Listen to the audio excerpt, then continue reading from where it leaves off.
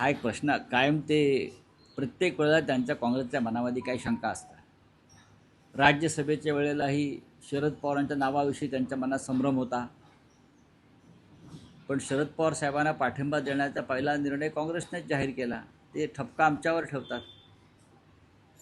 आता या राज्याचे माजी मुख्यमंत्री उद्धव ठाकरे हे निवृत्त झाल्यावर त्यांच्या जागी शिवसेनेनं अंबादास दानवे यांना उमेदवारी दिली. मला इतकंच म्हणायचं आहे की आपली संख्या तटपुंजी आहे. त्याच्यामुळे प्रत्येक वर्षी किंवा प्रत्येक निवडणुकीला आपल्याला काही गोष्टी वाटण करून घ्यावं लागेल. आत्ता शिवसेनेला आहे, मागची निवडणूक राज्यसभेची पवारसाहेबांना गेली, पुढली विधान परिषद ही काँग्रेसने घ्यावी अशा प्रकारचं चर्चा होऊ शकते.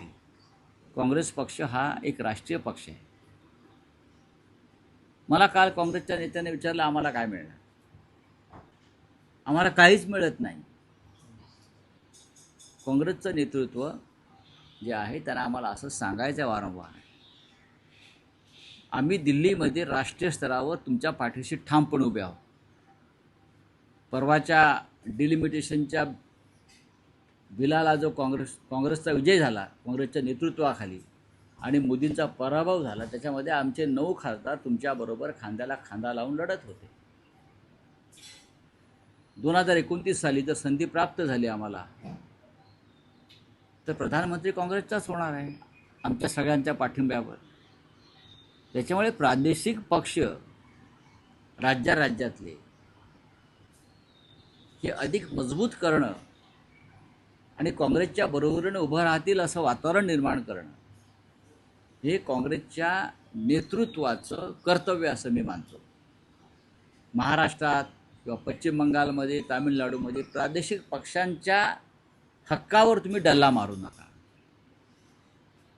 उद्धव ठाकरे यांच्या भाषेत मोठं विजन ठेवा.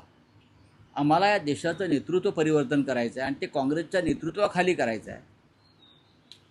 काँग्रेसचा प्रधानमंत्री व्हावा अशी आमची सगळ्यांची भूमिका आहे. अशा वेळेला विधान परिषद एखाद्या राज्यातली किंवा अन्य काही पदांसाठी आपल्या मित्र पक्षांशी संघर्ष होऊ नये ही आमची भूमिका आहे. ही राष्ट्रवादी काँग्रेस शरद पवार साहेबांची भूमिका आहे. कदाचित ती महाराष्ट्रातल्या नेत्यांची भूमिका असेल काँग्रेसच्या.